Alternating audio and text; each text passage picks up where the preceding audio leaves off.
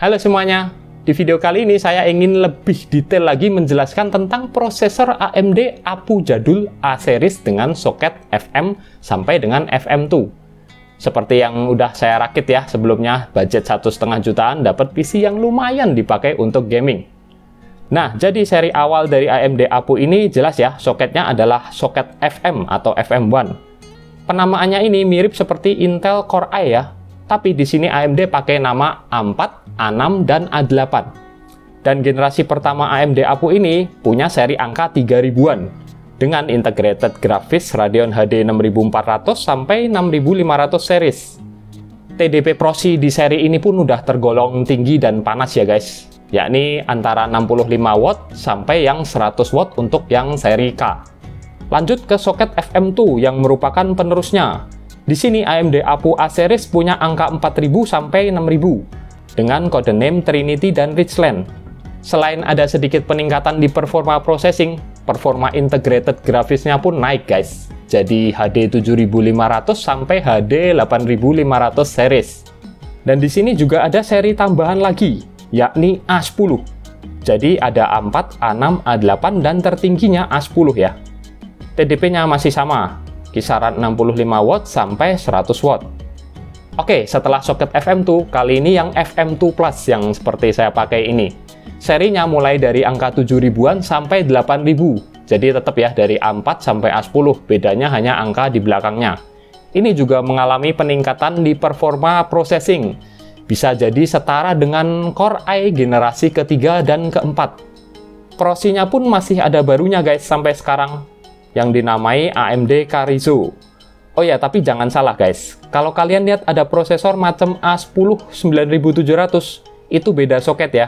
Soketnya pakai AM4 atau AM4. Ya, soket yang sama dengan yang dipakai dengan AMD Ryzen kekinian. Seri tersebut jelas bukan buat build PC low budget ya guys. Begitu pula dengan A10-nya soket FM2 Plus, karena menurut saya masih kemahalan ya, range-nya antara 600 sampai 800 ribuan.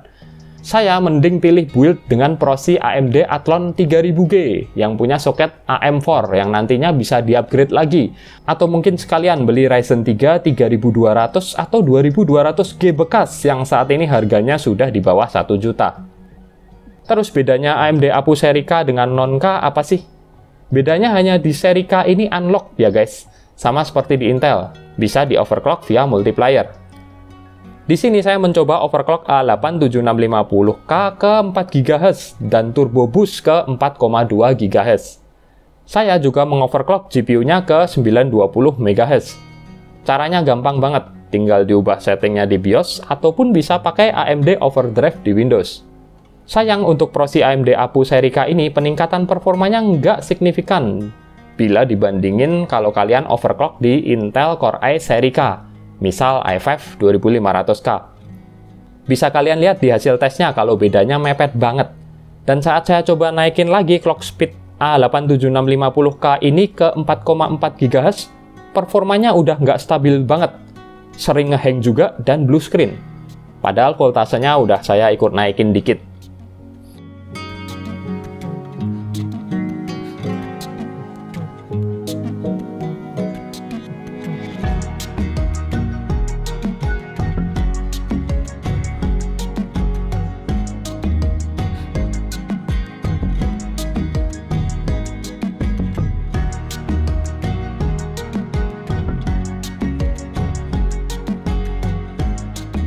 Kelebihan lain yang ada di prosi ini yang digembar-gemborkan oleh AMD adalah adanya fitur dual grafis.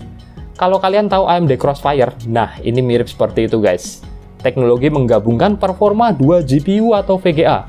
Bedanya di APU dual grafis ini yang digabung adalah performa integrated GPU dengan GPU di VGA.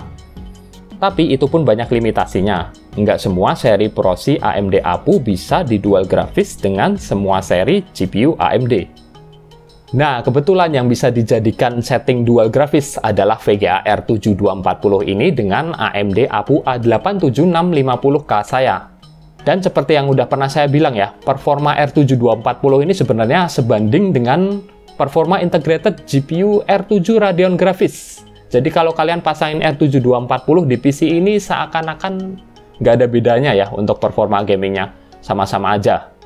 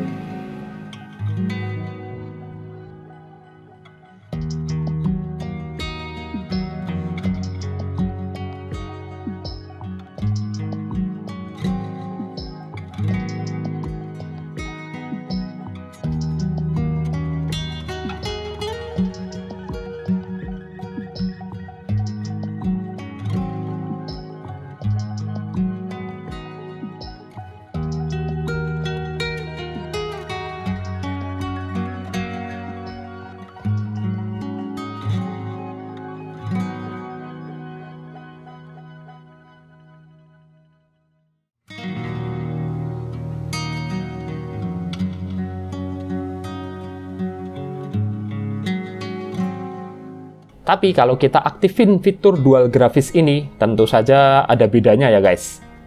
Ini saya coba menggunakan fitur dual grafis R7. Cara settingnya gampang.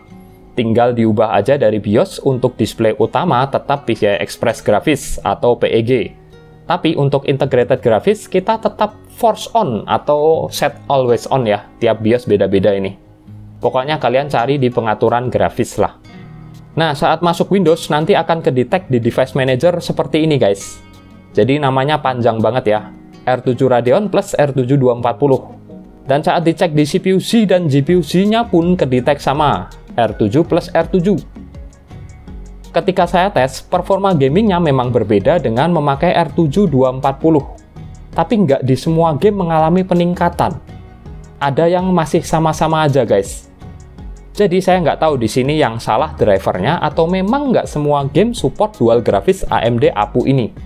Sama sih ya, dulu teknologi Crossfire atau SLI dari Nvidia juga nggak semua game bisa support.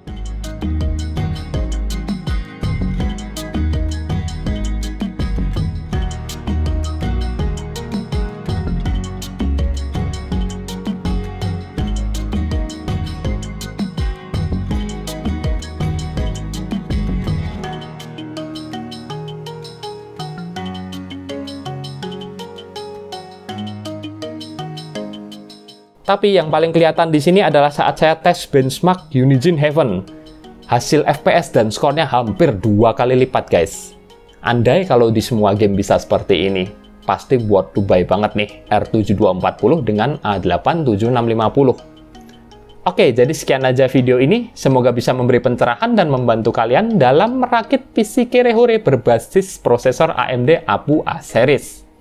Makasih udah nonton.